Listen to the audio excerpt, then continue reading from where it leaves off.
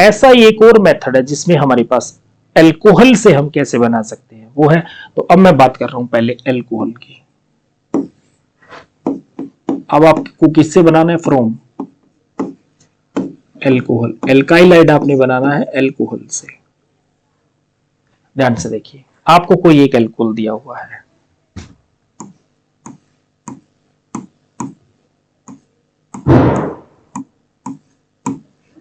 ये लीजिए OH group लगा है, मतलब एल्कोहल है।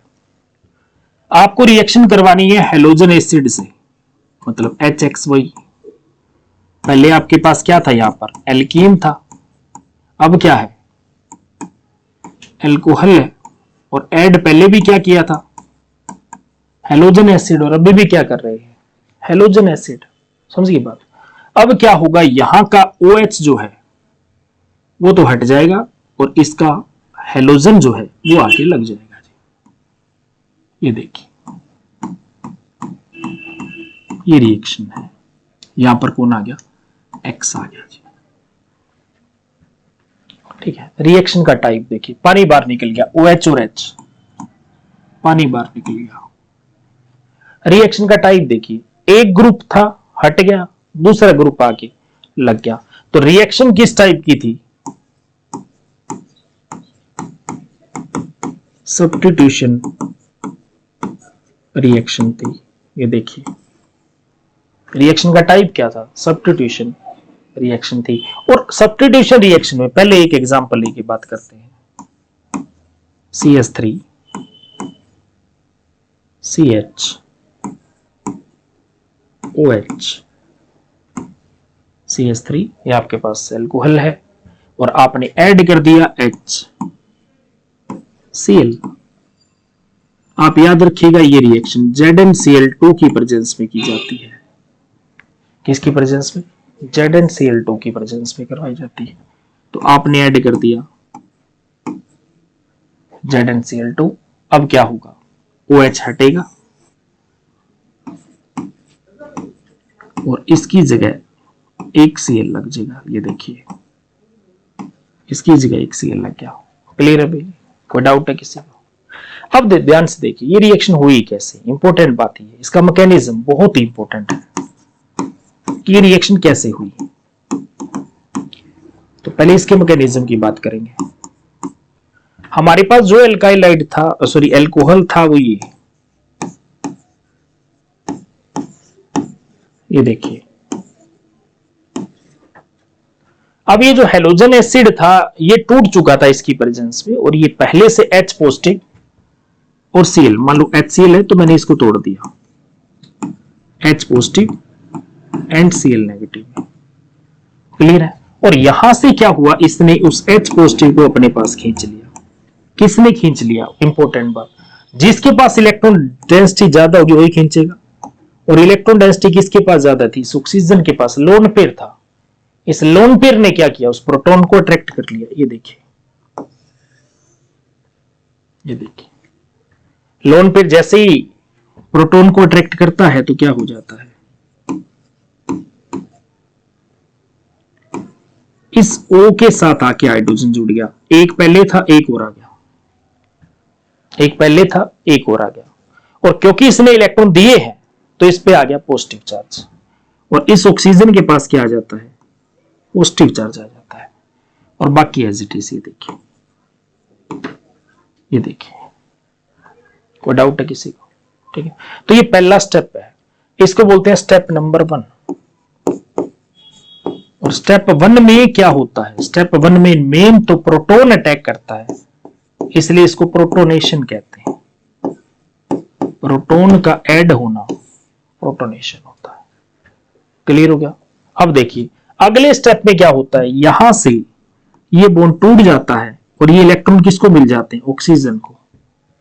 ऑक्सीजन की इलेक्ट्रॉन डेंसिटी घट जाती है प्लस आते ही। ऑक्सीजन इलेक्ट्रोनेगेटिव एटम है और इलेक्ट्रोनेगेटिव एटम के पास प्लस नहीं आता, स्टेबल नहीं होता, इसलिए बॉन्ड की इलेक्ट्रॉन कौन खींच के ले गया? ऑक्सीजन ले गया, और वहां से पानी बाहर निकल जाता है। ये देखिए, माइनस वाटर। ये आपका सेकंड स्टेप होता है और इस स्टेप को बोलते हैं डिहाइड्रेशन, पानी का बाहर जाना। डिहाइड्रेशन होता है। ये देखिए पानी बाहर निकल गया, और पानी जैसे ही बाहर गया कार्बन पे आ गया पॉजिटिव चार्ज। ये देखिए,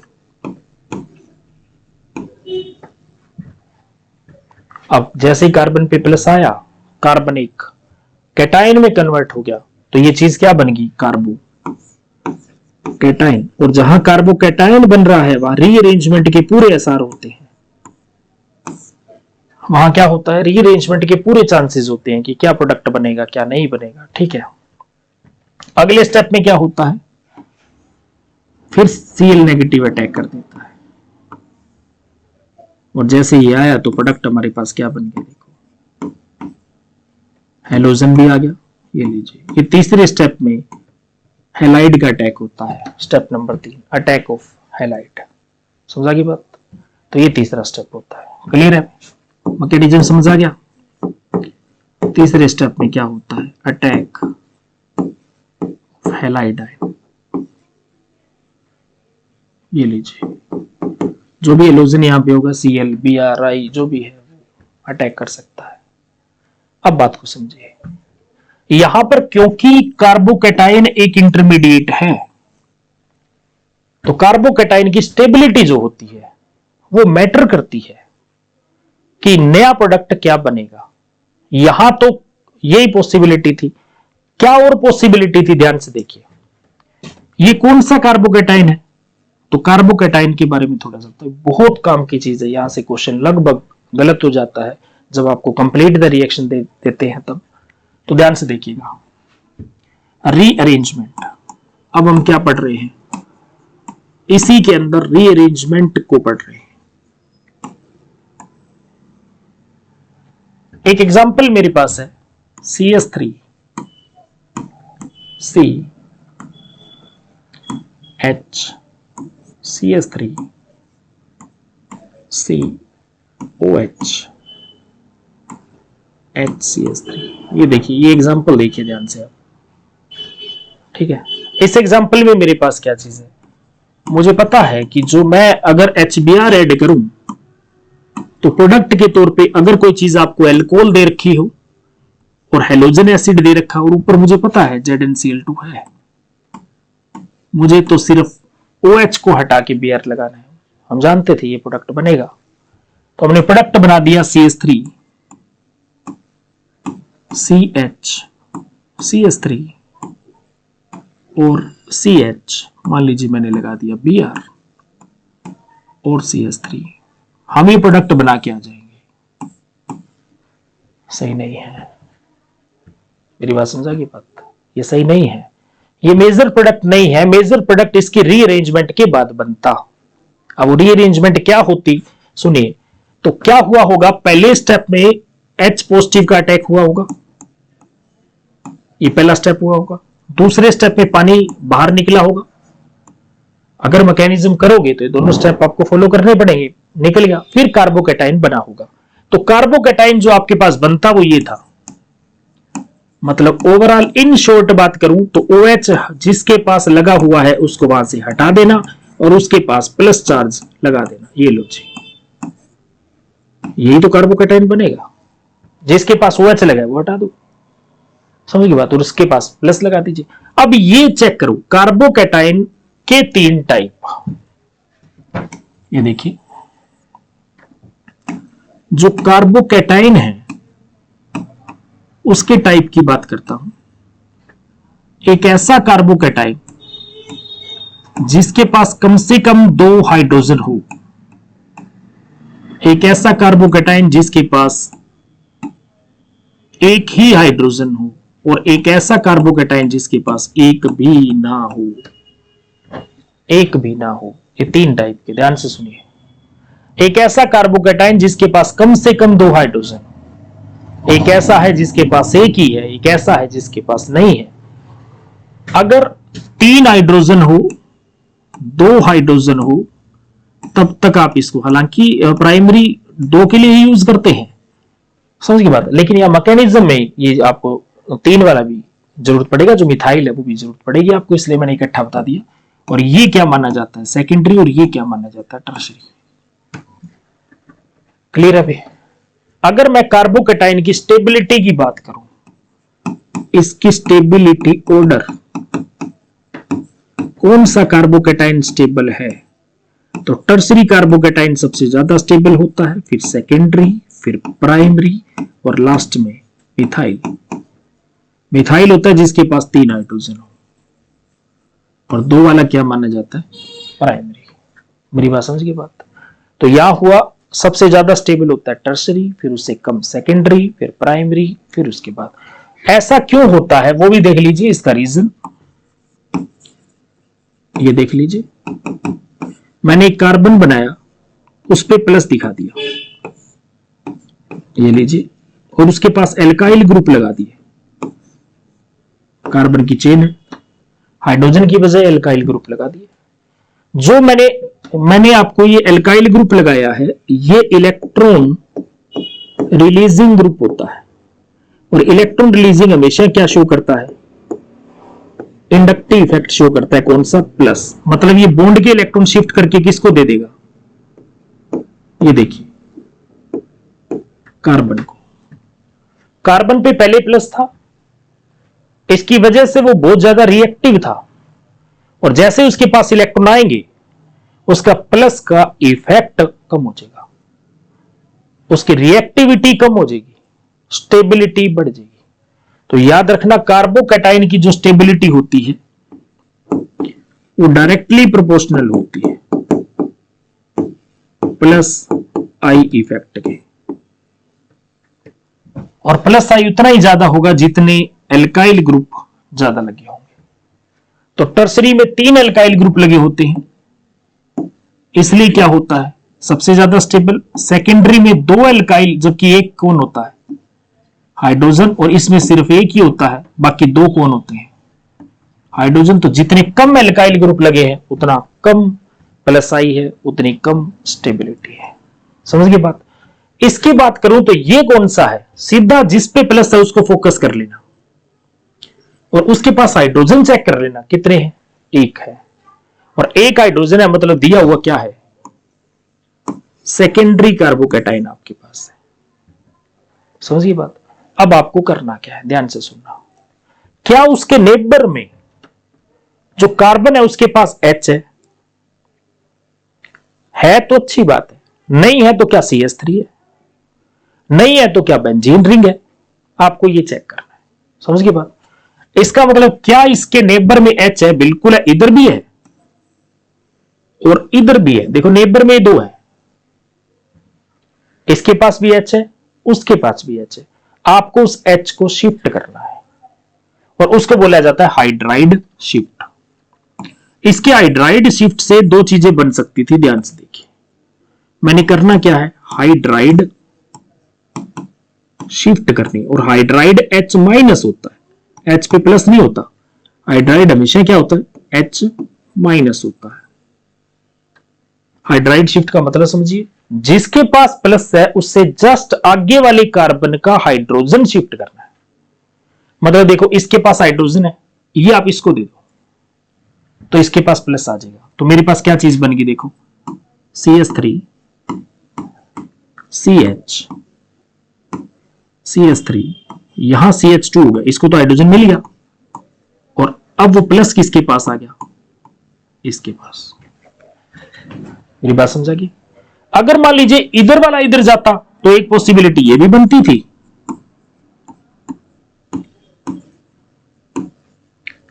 प्लस इसके पास आ जाता क्योंकि इसने हाइड्रोजन दिया है, और ये लीजिए एक ही पॉसिबिलिटी आपके पास थी। समझिए बात? अब आप ध्यान से देखिए, ये कैसा कार्बोकैटायन है, जिसके पास 2 हाइड्रोजन हो वो क्या होता है, प्राइमरी, और ये कैसा कार्बोकैटायन है, टर्सरी। अब आप स्टेबिलिटी का ऑर्डर देखो, मतलब आपके पास चीज जो थी वो क्या थी, सेकेंडरी थी। सेकेंडरी से ज्यादा स्टेबल क्या है, टर्सरी, और कम स्टेबल क्या है, प्राइमरी। तो हर कोई ज्यादा स्टेबल तो होना चाहता है, कम नहीं होना चाहता। तो जाहिर सी बात है ये सेकेंडरी किसमें कन्वर्ट होना चाहेगा,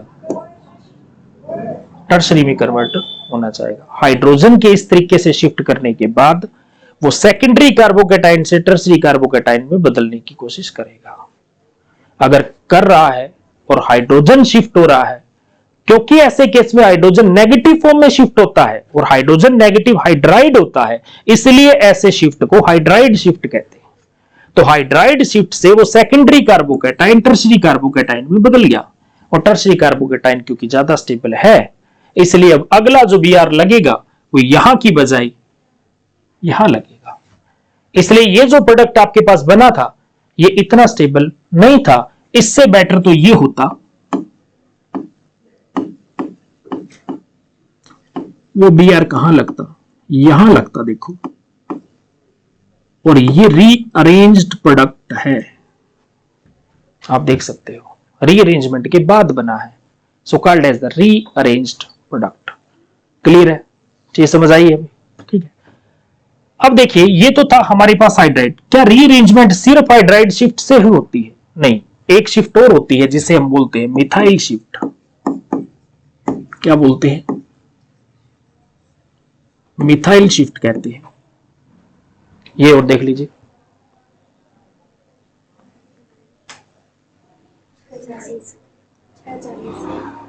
मिथाइल शिफ्ट देख लीजिए। मान लीजिए कि आपको ये चीज दे दी,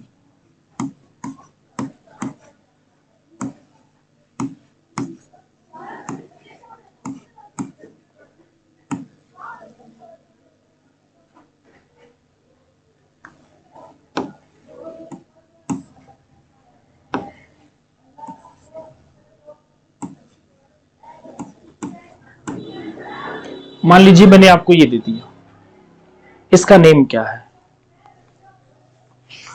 पेपर में ये क्वेश्चन है, ये एग्जांपल ही आता है, क्या बोलते हैं इसको?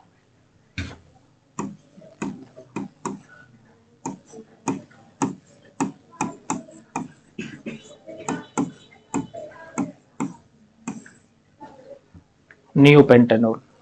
क्या बोलते हैं? नियोपेंटेनॉल कहते हैं। बाद में बताऊंगा कैसे नेमिंग हुई, एक बार याद कर लीजिए। अब आपने क्या किया, रिएक्शन करवा दी, HBr डाल दिया, ZnBr2 की प्रेजेंस में। प्रोडक्ट क्या बनेगा आपको पता है, आपको OH हटाना है और Br लगा देना है। ये तो सीधा सीधा दिख रहा था, ये पॉसिबिलिटी दिख रही थी। लेकिन जैसे मैंने आपको कहा, आप मैकेनिज्म की तरफ जाओगे। अगर अल्कोहल की कोई रिएक्शन, जो कोई ऐसी रिएक्शन जो कार्बोकेटाइन के थ्रू हो रही है, आप रीअरेंजमेंट को माइंड में रखोगे। अगर कार्बोकेटाइन के थ्रू हो रही है तो ये बात हमेशा याद रखियो मेरी बात। वहां जाते ही सबसे पहला काम आप हाइड्राइड शिफ्ट चेक कर लेना, दूसरा मिथाइल कर लेना, आपके दो ही रेंज है। ठीक है, अब देख लीजिए हुआ क्या होगा। जैसे ही पहले स्टेप में क्या हुआ होगा, हमने H पॉजिटिव ऐड कर दिया, दूसरे स्टेप में हमने क्या कर दिया, वाटर ऐड कर दिया। अब देखिए जैसे ही हुआ क्या प्रोडक्ट बन गया मेरे पास, देखो एक कार्बोकेटाइन जनरेट हो गया, और वो कार्बोकेटाइन है ये। ओके भी, मैंने पहले बोल दिया, OH हटा के क्या कर देना, प्लस लगा देना। अब आपको जैसे मैंने कहा कि नेबर में चेक कर लेना H है या नहीं, इधर देखा नहीं है, इधर जस्ट आगे ये था, इसके पास भी नहीं है। अगर H नहीं है तो फिर चेक करो क्या नेबर में CH3 है, तो बिल्कुल है। नेबर कार्बन के पास क्या CH3 है, तो आप CH3 को शिफ्ट करवा दो, पूरे CH3 को क्या कर दीजिए, शिफ्ट कर दीजिए। अगर आपने CH3 शिफ्ट कर दिया तो ये देखिए ये चीज क्या बन गई, ये देखिए ये बन गया मेरे पास CH3 CH3 CH2, और इसके पास क्या चीज आ गई, मतलब वो CH3 ग्रुप उधर से हटा के आपने इधर लिख दिया, इसलिए प्लस कहा गया, इस कार्बन पे आ गया भाई। अब जो आपको पहले दे रखा था कैसा कार्बोकेटाइन था, एक कार्बन जिसके पास दो हाइड्रोजन प्राइमरी, और इधर क्या, एक कार्बन जिसके पास एक भी हाइड्रोजन ना होना टर्शरी। तो जाहिर सी बात है टर्शरी फॉर बेटर था प्राइमरी के कंपैरिजन में, ये बनेगा। तो प्रोडक्ट आपके पास इसका क्या होगा, प्रोडक्ट ये बनेगा भाई,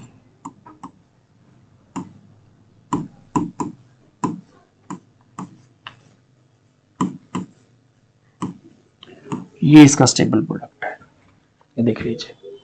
तो जब भी आप, हालांकि ये रिएक्शन सिंपल सी है कि OH हटा के आपने Br लगाना है, इसमें कोई दो राय नहीं है, लेकिन आप याद रखेंगे कि आपको जो सबस्टेट दिया हुआ है, सबस्टेट में जो ग्रुप लगे हैं उससे क्या रीअरेंजमेंट पॉसिबल है, और रीअरेंजमेंट से अगर कोई स्टेबल प्रोडक्ट बन रहा है तो पहले आप वो बनाओगे। इसमें आपने दो बातें देखनी है, पहली आपने हाइड्राइड शिफ्ट देखनी है, दूसरी आपने मिथाइल शिफ्ट देखनी है। ओके, अभी आपको ये दो ही देखनी है, ठीक है। अब देखिए, हम बात कर रहे थे अल्कोहल की रिएक्शन की। यहां जो आपको एजेंट दिया है वो है ZnCl2 एंड HCl, ये चीज आपको दे रखी है। इस रिएजेंट को कहा जाता है लुकास रिएजेंट, लुकास रिएजेंट, ठीक है। इसकी आपको जरूरत पड़ेगी एज ए टेस्ट के तौर पे, थोड़ी देर बाद में बताऊंगा। पहले, इससे पहले हम बात कर रहे थे रिएक्टिविटी ऑर्डर की, क्योंकि यहां मेन क्या है, रिएक्टिविटी ऑर्डर है। तो रिएक्टिविटी ऑर्डर देख लीजिए पहले, रिएक्टिविटी ऑर्डर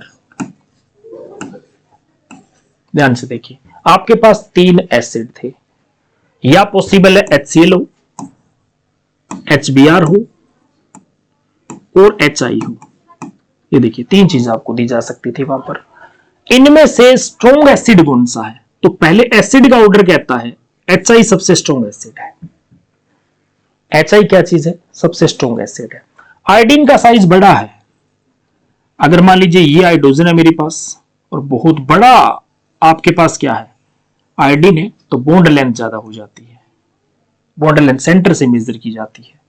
बॉन्ड लेंथ जितनी ज्यादा होगी तोड़ना उतना आसान हो जाता है। तो तोड़ना आसान है तो इसलिए मतलब आसानी से टूटेगा, आसानी से टूटेगा तो H+ और I नेगेटिव जल्दी बनेगा, और जितना जल्दी H पॉजिटिव रिलीज होगा उतना जल्दी ही O इसको खींच लेगा, उतना जल्दी पानी बाहर जाएगा, उतना जल्दी माइनस अटैक करेगा। ऐसे केस में अगर आप बात ध्यान से समझे तो एसिडिक कैरेक्टर जिसका जितना हाई है सबसे पहले वो रिएक्ट करेगा, तो HI सबसे फास्ट रिएक्ट करेगा, उसके बाद HBr, उसके बाद अगर अल्कोहल, ये तो था रीजेंट का ऑर्डर, और सेकंड बात करते हैं अल्कोहल का ऑर्डर। और दूसरी तरफ मैं क्या कह रहा हूं, अल्कोहल, आपको एक प्राइमरी अल्कोहल दे रखा है, एक सेकेंडरी अल्कोहल दे रखा है, और एक टर्सरी अल्कोहल दे रखा है। आपके पास 3 अल्कोहल है। मेथड वही है, कार्बन चेक कर लो जिसके पास OH लगा है। ये देखिए क्लियर। अभी इसके हिसाब से देखा जाए, अगर अब आपको अल्कोहल 3 अलग अलग दे दिए, इसका अगर इंटरमीडिएट बनेगा तो कौन बनेगा, प्राइमरी कार्बोकैटायन बनेगा। देखो अगर इसका इंटरमीडिएट बना तो सेकेंडरी बनेगा, और तीसरे केस में टर्सरी। ये देखिए ये तीनों के इंटरमीडिएट हुए, ठीक है। तो अगर ये रिएक्शन हुई तो प्राइमरी अल्कोहल से प्राइमरी कार्बोकैटायन, सेकेंडरी से सेकेंडरी कार्बोकैटायन, और टर्सरी से टर्सरी बनेगा।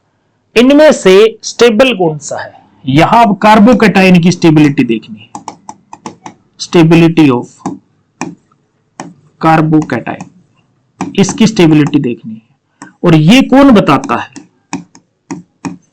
+I effect.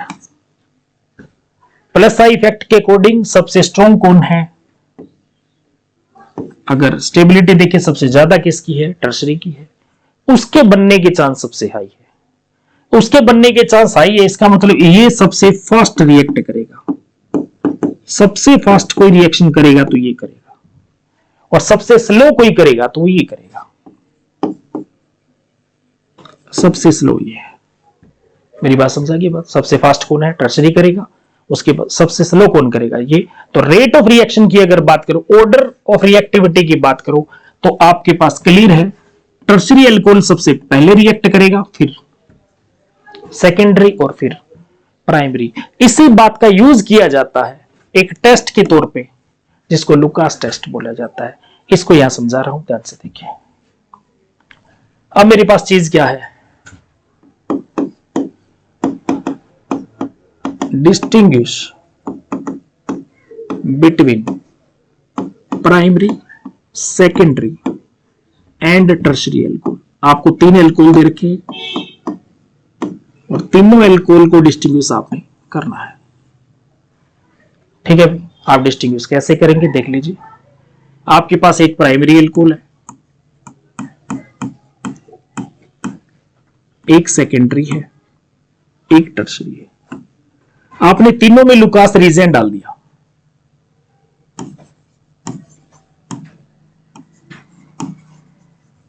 मतलब ओवरऑल मैं कहूं तो HCl ZnCl2 डाल दिया। ठीक है भाई, हम पीछे पढ़ चुके हैं टर्सरी सबसे फास्ट रिएक्ट करेगा। ये पर आपको कैसे पता लगेगा कि रिएक्शन होगी या नहीं होगी, क्योंकि आपको लैब में एक चीज दी जाएगी। तो ध्यान से देखना, अब जो बात कह रहा हूं बहुत ध्यान से। आपके पास एक टेस्ट ट्यूब है और आपने टेस्ट ट्यूब में एक सॉल्यूशन ले रखा है। आपको नहीं पता वो प्राइमरी है, सेकेंडरी है, टर्सरी है। आपके पास एक एल्कोहल है, मतलब फिलहाल इसमें आपको इतना पता है बस एल्कोहल है, पता नहीं प्राइमरी है, सेकेंडरी है या टर्सरी है, आपको कुछ नहीं पता। क्लियर है भाई? अब बात समझना, एल्कोहल की प्रॉपर्टी होती है कि एल्कोहल क्लियर सॉल्यूशन होता है। आर पार देख सकते हो, बिल्कुल क्लियर सॉल्यूशन होता है। ठीक है, अभी आपके पास एल्कोहल है, क्लियर सॉल्यूशन है। आपको क्या करना है, उसमें लुकास रीजेंट डाल देना है। जैसे ही लुकास रीजेंट डालोगे ये क्लियर सॉल्यूशन धुंधला हो जाएगा, टर्बिड हो जाएगा। ठीक है, अभी जो बिल्कुल क्लियर था सॉल्यूशन बिकम टर्बिड, मतलब धुंधला हो जाएगा ये सॉल्यूशन। अब आपके पास आप देखोगे, अंदर देखोगे तो जो बिल्कुल ऐसे क्लियर जो पानी जैसा लग रहा था वही अब थोड़ा सा क्या हो जाएगा, ऑयली सा हो जाएगा। समझ गए बात? वही चीज कैसे हो जाएगी, एज ए ऑयली होने लग जाएगी। ठीक है, अब अगर ऐसा हो रहा है मतलब रिएक्शन हो रही है, अगर ऐसा हो रहा है मतलब रिएक्शन हो रही है, पहली बात तो ये। अब यहां 3 केस है, ये देखो, अब यहां 3 केस है। अगर तो आपके पास प्राइमरी एल्कोहल है तो रिएक्शन क्या कही मैंने, स्लो।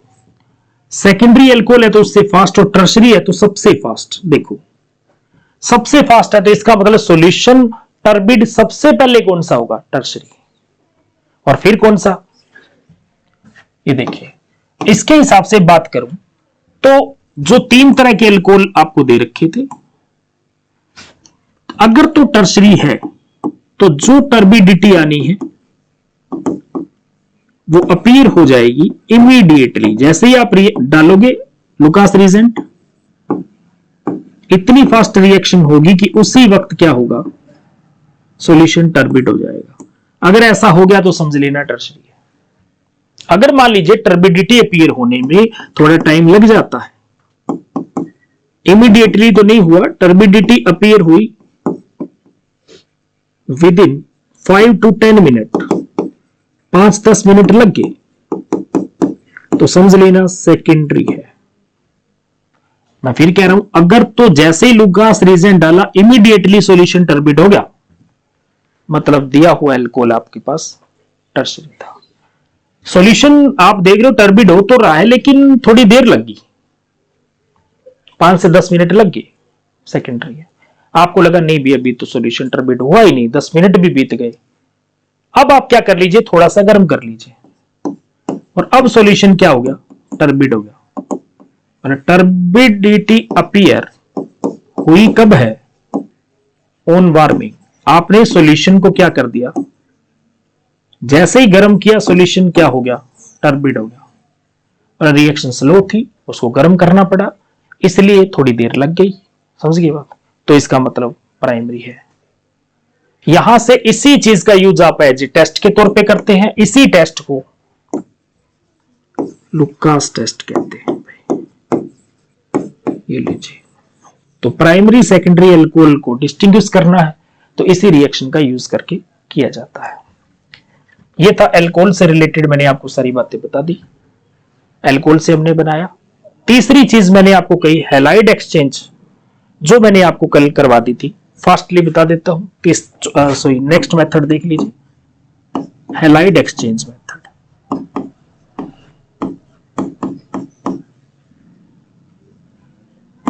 Halide exchange method. हमने पीछे पढ़ा कि हम जितने भी हमारे पास जनरल मेथड है उन मेथड से हम क्या बना सकते हैं, क्लोरीन लगा सकते हैं, ब्रोमीन लगा सकते हैं, फ्लोरीन नहीं लगा सकते, आयोडीन नहीं लगा सकते। इसके लिए क्या यूज किया जाता है, हैलाइड एक्सचेंज मेथड यूज किया जाता है। इसमें पहला मेथड जो है हम किसके लिए यूज कर रहे हैं, फ्लोरिनेशन के लिए। फ्लोरीन के लिए आप क्या करोगे, मैंने कल भी बताया था, आपके पास कोई एल्काइल आइड, आपने पहले से हेलोजन लगा रखा है, उसके पास Cl या Br, आप उसकी रिएक्शन किसके साथ करवा दीजिए, मर्क्यूरस फ्लोराइड के साथ। वो क्या करेगा, एक्सचेंज कर देगा हेलोजन को। क्लियर अभी, ये लीजिए, वो एक्सचेंज कर देगा हेलोजन को। इसके अलावा मैंने आपको कहा था कि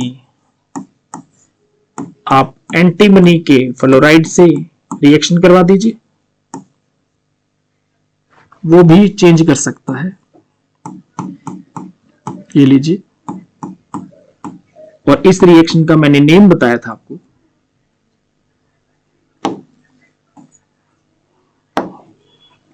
यस, इस रिएक्शन का मैंने नेम बताया था, वो था स्वार्ट्स रिएक्शन। ठीक है, कहीं कहीं डी भी लिखा है, एक ही बात है, अभी डी की जगह एक ही बात है। ठीक है, एक ही रिएक्शन है। ऐसे ही मैंने आपको सेकंड एक और रिएक्शन बताई आयोडीनेशन के लिए। आयोडीनेशन आप कर सकते हैं, और आयोडीनेशन के लिए मैंने कल आपको कहा था कि आप NaI या Ki पोटेशियम आयोडाइड डाल दीजिए in the presence of acetone. ये देख लीजिए क्या होगा, क्लोरीन आयोडीन से रिप्लेस हो जाएगा। और इस रिएक्शन का मैंने आपको कल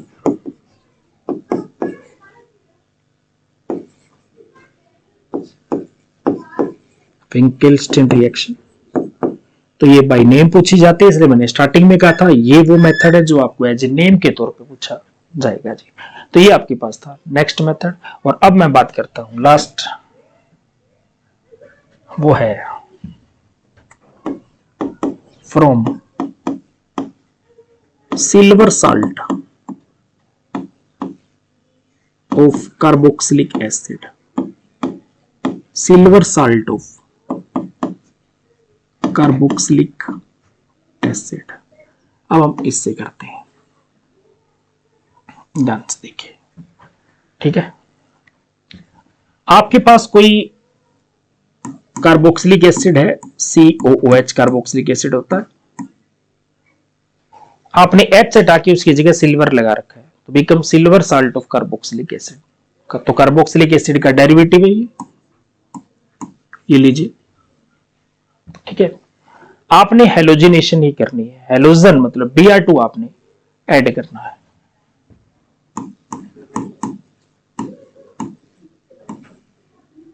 ये लीजिए, रिएक्शन किसकी प्रेजेंस में होती है, ये पायरिडिन की प्रेजेंस में रिएक्शन करवाई जाती है।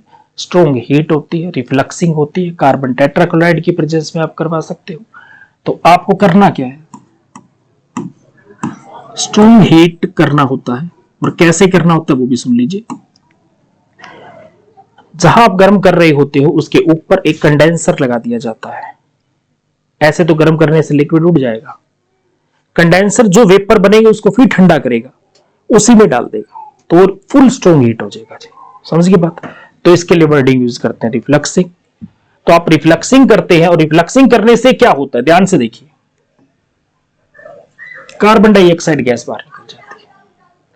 कार्बन डाइऑक्साइड गैस बाहर गई तो क्या बन गया, R और एक Br लग जाएगा। देखिए, कार्बन डाइऑक्साइड गैस बाहर और AgBr। अब ये रिएक्शन कैसे हुई, बहुत इंपॉर्टेंट बात है।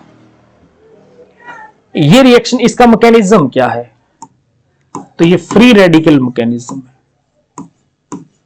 तो ये रिएक्शन हमेशा क्या होती है, फ्री रेडिकल। मैंने पहले कहा था स्ट्रॉन्ग हीट से आप कर रहे हो, ब्रोमिनेशन कर रहे हो, क्या होगी, फ्री रेडिकल से होगी। कैसे हुई, ध्यान से सुनना। हुआ क्या होगा, फ्री रेडिकल बने होंगे ये, तो ये देखिए, नॉर्मली नेगेटिव एंड पॉजिटिव होते हैं, यही होता है अक्सर। ठीक है, यहां पे देखिए क्या होता है एक्चुअल में, ये वाला हिस्सा होता है बी आर, ये पहले क्या होता है, फ्री रेडिकल में टूटता है, तो रिएक्शन तो फ्री रेडिकल के थ्रू ही होगी। तो इसने रिएक्शन करवा रही है तो ये आयन में नहीं टूटता, ये है बात। अगर नहीं टूटता तो ये क्या करेगा, ये देखिए ये कुछ ऐसा है, रिएक्शन किसके थ्रू होती है, फ्री रेडिकल के थ्रू। और अगर फ्री रेडिकल के थ्रू होगी तो ये हिस्सा पहले फ्री रेडिकल बनाएगा,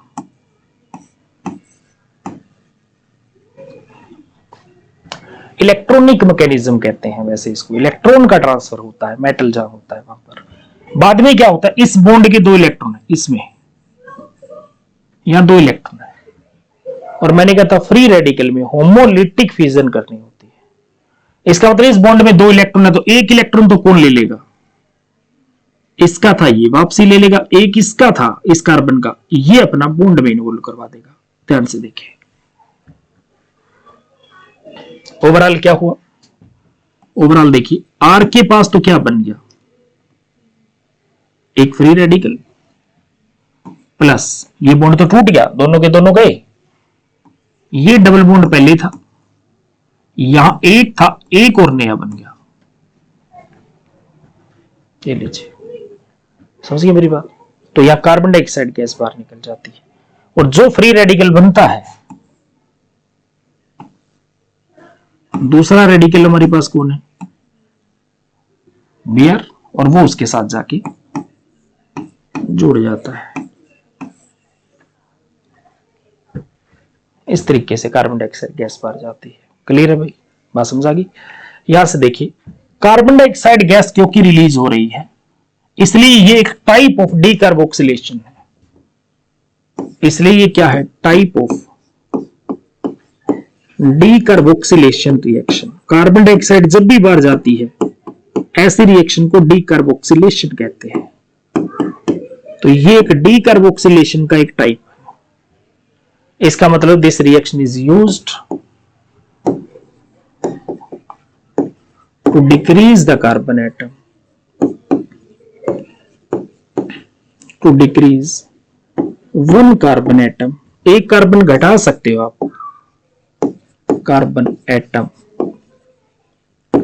फ्रॉम ऑर्गेनिक मॉलिक्यूल। अगर आप ऑर्गेनिक मॉलिक्यूल आपको दे रखा है, आप चाहते हो एक कार्बन कम करना, तो आप उसे पहले सिल्वर साल्ट में बदल लीजिए, कार्बन डाइऑक्साइड बाहर जाएगी, एक कार्बन आपके पास कम हो जाएगा, तो एक एल्काइलाइड बन गया लेकिन कम कार्बन का, एक कार्बन घट गया।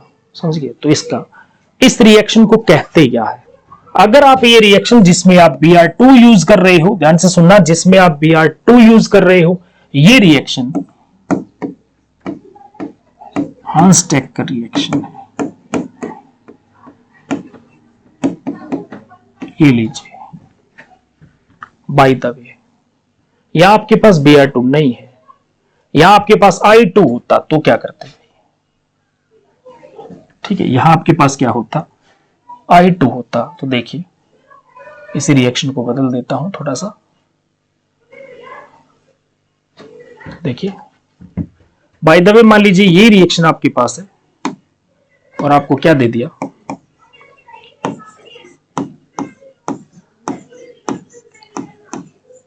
वही कार्बोक्सिलिक एसिड का सिल्वर साल्ट है, लेकिन आपको I2 दे दिया, वही कार्बन टेट्राक्लोराइड रिफ्लक्सिंग, वो सारा कुछ सेम। अब क्या लग गया, आई लग गया, कार्बन डाइऑक्साइड गैस बाहर और AgI बाहर। आपसे पूछिए इस रिएक्शन का नाम क्या है, तो भाई हाँ स्टिकर तो नहीं है, ठीक है भाई। इस रिएक्शन को बोला जाता है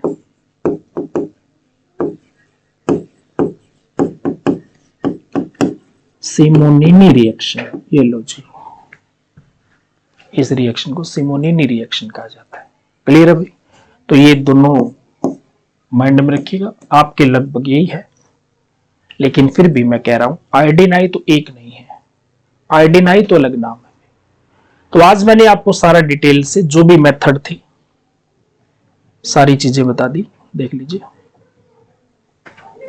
स्टार्टिंग में हमने डिस्कस किया था, पहले मैंने स्टार्टिंग से बता देता हूं। यहां से मैंने आपको कहा था, देखिए एल्केन में मैकेनिज्म जो हम लास्ट लेक्चर में कर चुके थे, इसलिए आज इसके बारे में कुछ भी नहीं बताया, सिर्फ ये बताया था कि कल हमने क्या किया था, उसको एक रिएक्शन से 5-6 रिएक्शन बताई, बस ये किया था।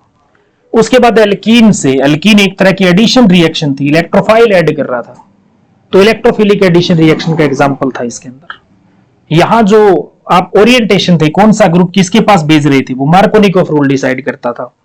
लेकिन अगर ये रिएक्शन पेरोक्साइड की प्रेजेंस में करते और HBr होता तो आपके पास क्या होता, उल्टा हो जाता। और क्यों हो जाता, मैंने पहले कहा था कि उसका मैकेनिज्म डिफरेंट है, और वो पेरोक्साइड मैकेनिज्म जो पेरोक्साइड की प्रेजेंस में अगर हो रहा है तो वो फ्री रेडिकल मैकेनिज्म से होता, और वहां अलग मैकेनिज्म से रिएक्शन थी तो वो टाइप बदल जाता। ठीक है, यहां मैंने आपको जब एल्कीन बनना सिखाया तो मैंने आपको वजह भी बताई, क्या रीजन रहा होगा इंडक्टिव इफेक्ट का। मार्कोनिकोव के भी पीछे कौन था, इंडक्टिव इफेक्ट था, जो ग्रुप लगा हुआ था उसकी इलेक्ट्रॉन डेंसिटी बढ़ाने से ऐसा हो रहा था, तो इसकी भी डिटेल आपको मैंने साथ बता दी।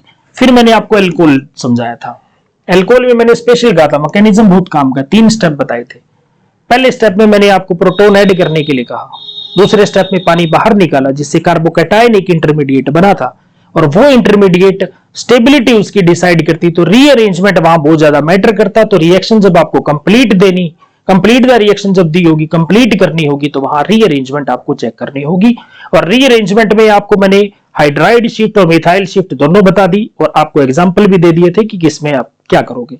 उसके बाद रिएक्टिविटी ऑर्डर में दोनों बातें, एक आपको मैंने कहा था जो रीजेंट है उसका रिएक्टिविटी ऑर्डर, मतलब HCl, HBr, HI वहां एसिडिक कैरेक्टर डिसाइड करता है, और अल्कोहल का टाइप जो था वहां कार्बोकैटायन की स्टेबिलिटी डिसाइड करेगी कि कौन सा फास्ट रिएक्ट करेगा। तो वहां मैंने कहा टर्सरी कार्बोकैटायन सबसे ज्यादा स्टेबल होता है, इसलिए टर्सरी अल्कोहल सबसे फास्ट रिएक्ट करेगा।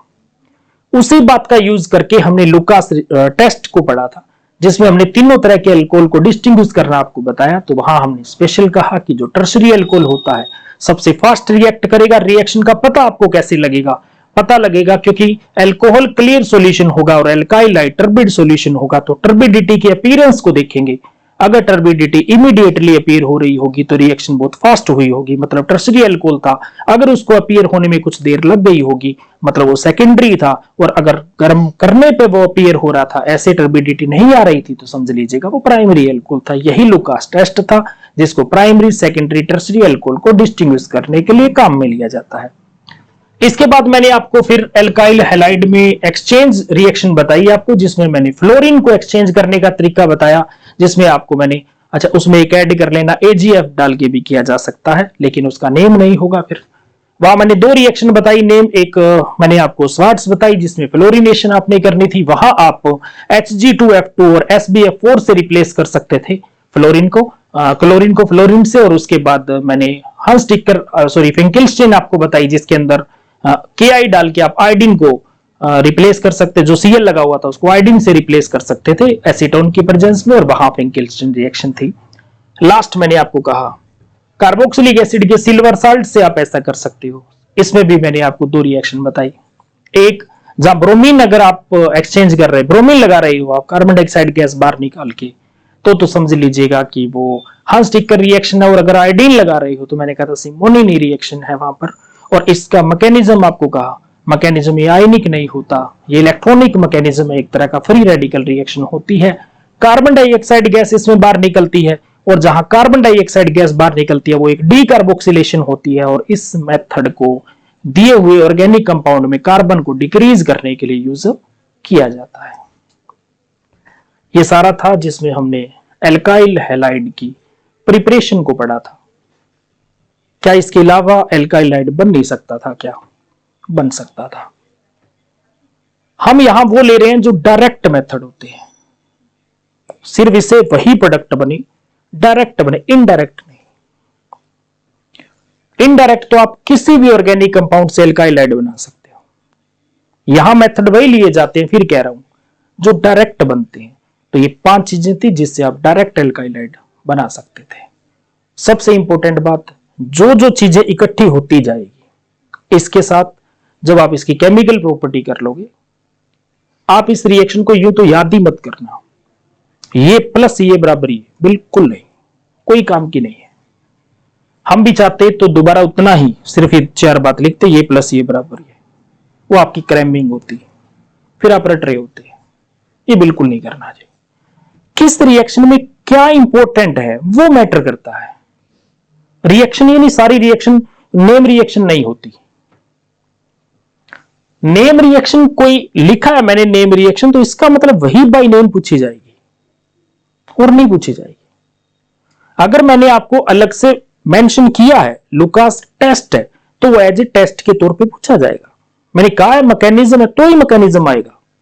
कई चीजें हमने स्किप की है, वो नहीं आएंगे। इसका मतलब कोई चीज का रीजनिंग बन रहा था, तो वो रीजनिंग बीच में इसलिए बताया गया क्योंकि इसका रीजनिंग इंपॉर्टेंट है।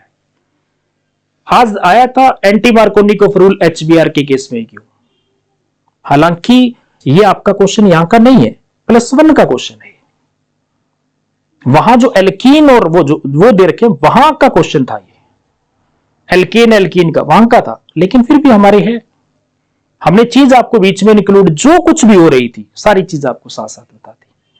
आप मेथड ऑफ प्रिपरेशन कर लीजिए। अब इसके बाद एक सबसे लास्ट इंपॉर्टेंट बात, हालांकि इसके बाद हमने करवाना होता है पहले केमिकल प्रॉपर्टी, सबसे पहले फिजिकल फिर केमिकल, पहले ये नहीं करवाए जाएंगे। पहले आपको करवाया जाएगा हेलो एरीन की प्रिपरेशन, एल्काइल हैलाइड के साथ एराइल हैलाइड की प्रिपरेशन।